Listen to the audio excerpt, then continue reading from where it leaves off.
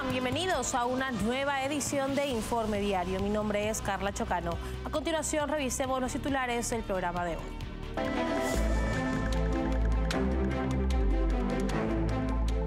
El grupo IDEA denunció el asedio de la dictadura de Nicolás Maduro a la embajada de Argentina en Caracas, donde opositores asilados se enfrentan restricciones de insumos y servicios esenciales.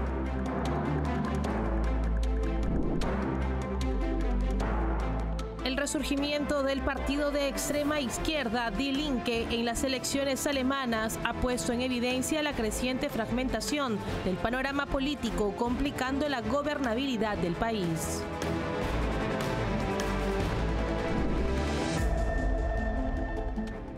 Las autoridades taiwanesas detuvieron un buque de carga vinculado a China por presuntamente haber cortado uno de los cables submarinos que conectan la isla principal de Taiwán con el archipiélago de los pescadores.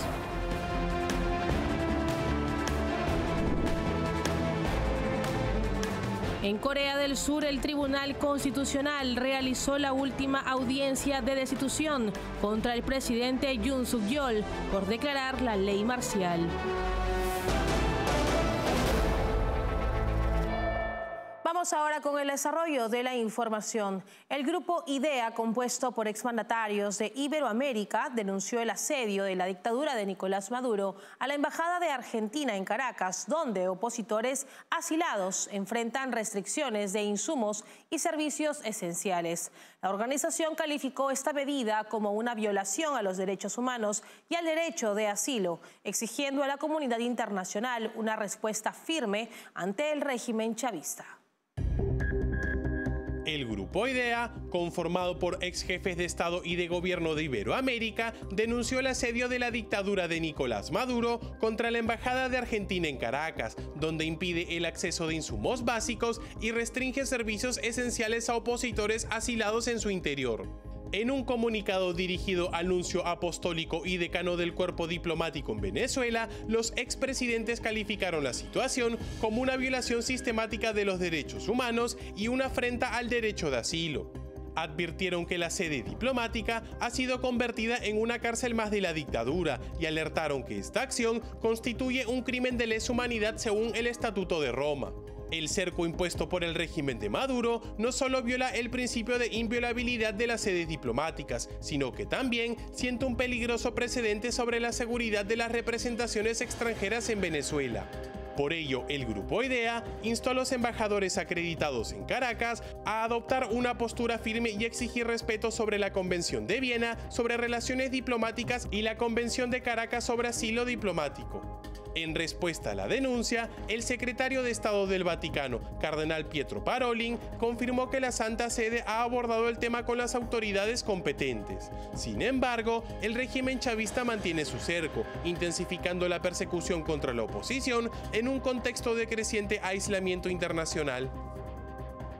Familiares de políticos y personas detenidas en Venezuela por la dictadura de Nicolás Maduro pidieron que se permita el nombramiento de abogados de confianza para sus parientes. Argumentaron que los defensores públicos designados por el régimen representan un conflicto de intereses. Sol Ocaris, hermana del detenido Eduard Ocaris, denunció que los detenidos han sufrido vulneraciones sistemáticas de derechos humanos, incluyendo detenciones arbitrarias, desapariciones forzadas y la negación del derecho a la defensa y al debido proceso. Pidiendo la entrada a la sede, por consiguiente la participación como defensa privada para evitar el nombramiento de imponer formalidades indebidas e ilegales. Sin abogado de confianza, el deterioro queda a merced del defensor público impuesto, quien es funcionario de un Estado que viola los derechos humanos, lo cual hace latente un conflicto de intereses para ejercer la defensa. Acudimos a esta institución del Estado venezolano para denunciar las violaciones sistemáticas a los derechos fundamentales y demandar acciones concretas que conduzcan a la liberación inmediata. Abogamos por una Venezuela sin presos políticos, De los hechos, nuestros familiares han sufrido un conjunto de patrones sistemáticos y masivos de la vulneración de los derechos humanos, que van desde la detención arbitraria, desapariciones forzadas y negación del derecho a la defensa y al debido proceso, que incluye la asistencia por abogados de confianza. Y en otras noticias, el Consejo Nacional Electoral de Ecuador proclamó este 24 de febrero los resultados de las elecciones del 2025, en las que Daniel Noboa logró una importante ventaja con el 44.17% de los votos, mientras que Luisa González, candidata del correísmo, obtuvo el 43.97%. La diferencia entre ambos es de apenas 19.756 votos, lo que asegura una segunda vuelta electoral el próximo 13 de abril, en la que ambos se enfrentarán nuevamente. Esta contienda rememora el balotaje de los comicios extraordinarios del 2023, donde ambos candidatos también fueron los protagonistas. El proceso electoral, que convocó a más de 13.7 millones de ecuatorianos, se desarrolló con normalidad y registró una participación superior al 83%. Los votos nulos representaron el 6.8%, mientras que los votos en blanco alcanzaron el 2.16%. A pesar de la amplia competencia, con un total de 16 candidatos, los dos principales contendientes concentraron el 88.14% de los votos válidos, destacándose como las opciones preferidas por la mayoría de los votantes. El tercer lugar se posicionó Leonidas Issa, candidato del movimiento indígena Pachakutik, con el 5.25% de los votos. Le siguió la activista ambiental Andrea González Nader, con el 2.69%, mientras que los otros 12 candidatos no superaron el 1% de los votos, reflejando la polarización de la contienda entre el candidato Daniel Noboa y la representante del correísmo Luisa González.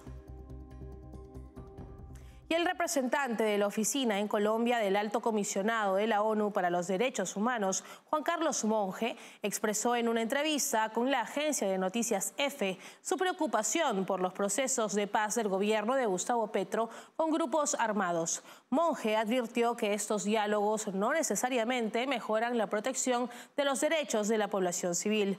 Como ejemplo, mencionó la región del Catatumbo, donde los combates entre el ELN y una disidencia de las FARC han dejado más de 70 muertos y 50.000 desplazados. Pero más allá de cuál es el ritmo de estos procesos o de estas mesas de diálogo, de estos procesos de diálogo, diría que lo importante es que en lo que ha insistido el Alto Comisionado y lo que ha insistido esta oficina. Por una parte, recuerdo los llamados del secretario general: la paz es el camino, y apoya todos los procesos de diálogo y negociación que se puedan llevar a cabo.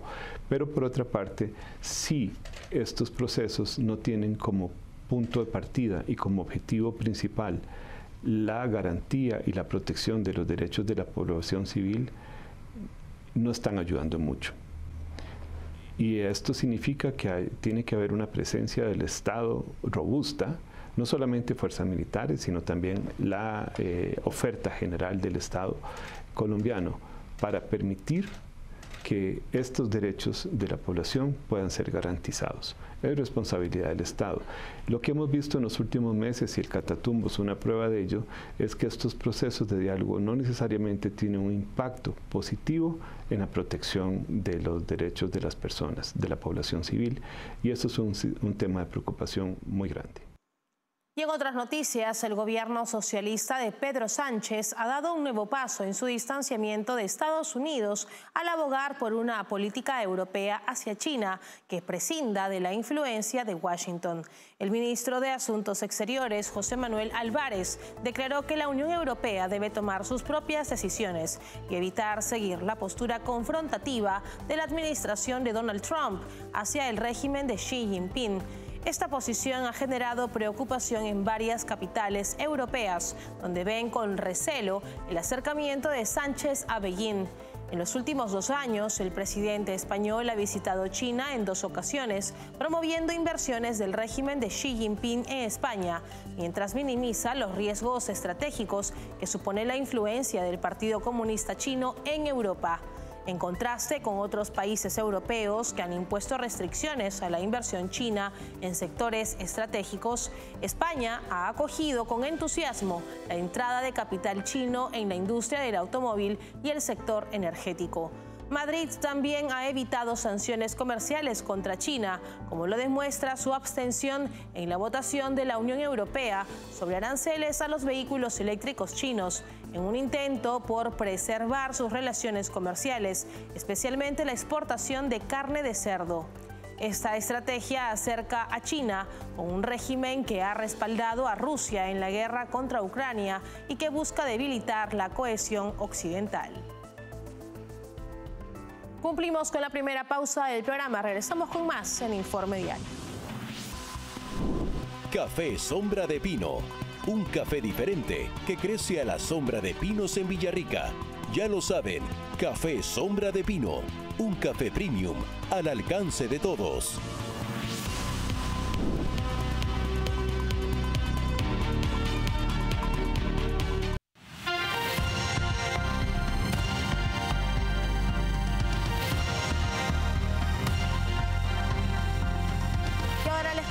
Que el resurgimiento del partido de extrema izquierda Die Linke en las recientes elecciones alemanas no solo ha sorprendido el panorama político del país, sino que evidenció que este se encuentra cada vez más fragmentado. Con un 8.8% de los votos, el grupo se encuentra ganando terreno, utilizando medios como las redes sociales a su favor.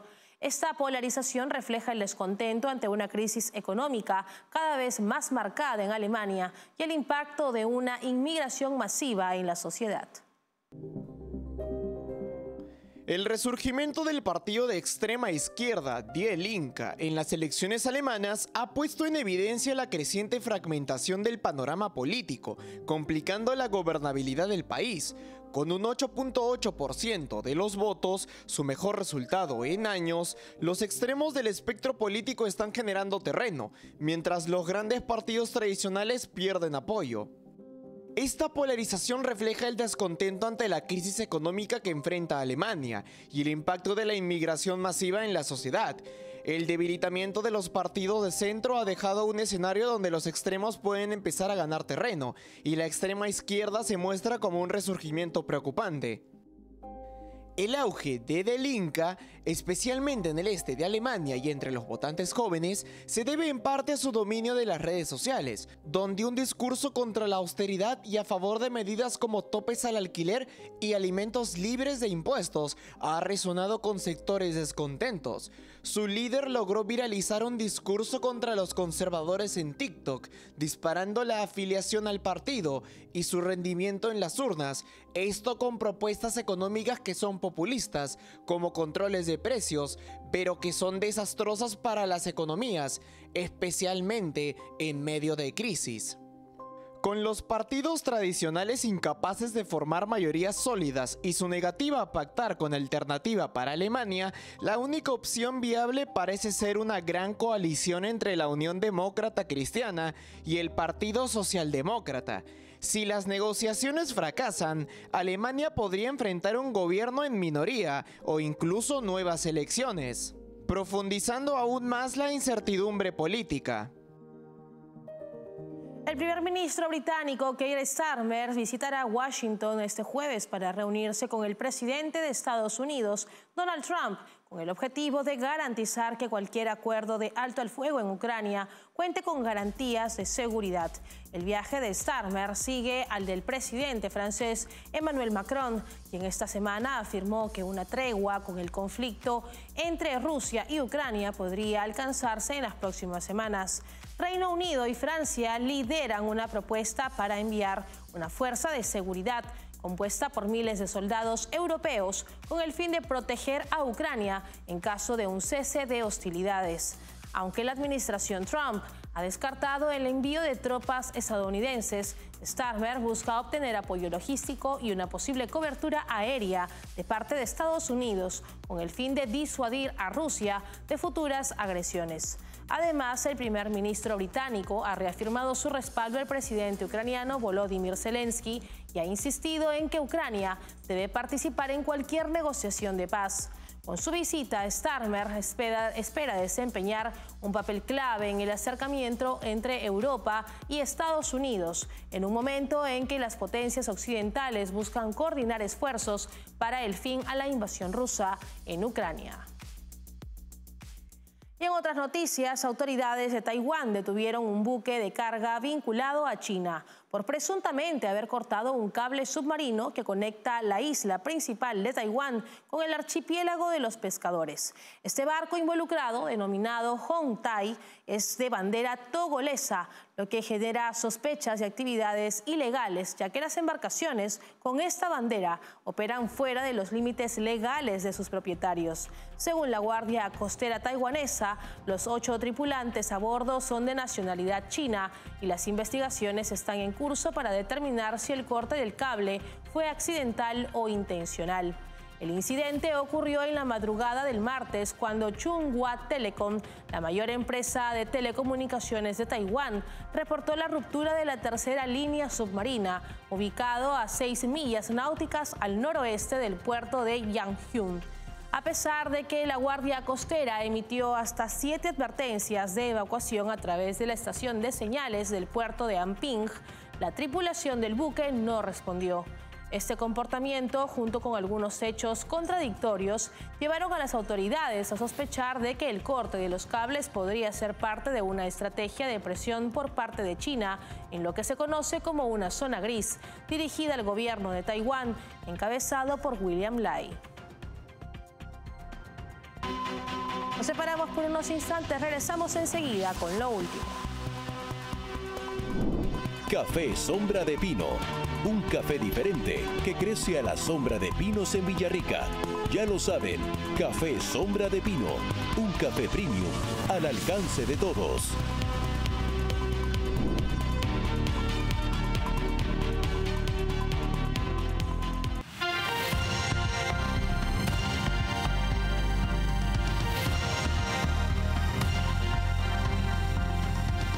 De regreso en Informe Diario, el Tribunal Constitucional de Corea del Sur realizó la última audiencia sobre la destitución del presidente Yoon Suk-yeol, acusado de intentar cerrar el Congreso y declarar la ley marcial en diciembre del 2024. El juicio, iniciado el 14 de enero, analizó la constitucionalidad de su destitución. Yoon defendió su acción como una advertencia a la oposición, mientras que la Fiscalía argumentó que violó la Constitución. El tribunal tiene hasta junio para decidir, aunque se espera un fallo antes de abril. Si se ratifica la destitución, habrá elecciones en 60 días, definiendo el futuro político del país. El Tribunal Constitucional de Corea del Sur realizó este martes la última audiencia por la destitución del presidente Yoon Suk-yeol, quien intentó cerrar el Congreso de su país y declarar la ley marcial en diciembre del 2024. La audiencia contra Yoon comenzó con un repaso de las pruebas presentadas desde el inicio del juicio el 14 de enero y continuó con los argumentos finales de los equipos legales del presidente y la Fiscalía sobre la constitucionalidad de su destitución. La agencia de noticias Yonhap informó que el tribunal analizará si Yoon violó la Constitución al declarar el estado de excepción sin una emergencia nacional y sin seguir los procedimientos requeridos. En su defensa, Yoon argumentó que su decisión fue un acto de gobierno destinado a advertir a la oposición, la cual había promovido repetidas destituciones de funcionarios y buscaba recortar el presupuesto gubernamental. También insistió en que la investigación en su contra por parte de la Oficina para los Casos de Corrupción de Altos Funcionarios es ilegal. El Tribunal Constitucional tiene hasta junio para emitir un veredicto sobre la destitución de Yoon, pero debido a que el mandato de 2 de sus 8 magistrados expira el 18 de abril, se estima que el fallo se conocerá antes de esa fecha. Mientras tanto, Yoon sigue en funciones a pesar de la moción aprobada por el Parlamento. Si el tribunal ratifica la destitución, se deberán convocar elecciones presidenciales anticipadas en un plazo máximo de 60 días tras el fallo. La resolución del caso será clave para el futuro político de Corea del Sur y determinará si Yoon puede continuar su mandato o si el país deberá elegir un nuevo líder en los próximos meses.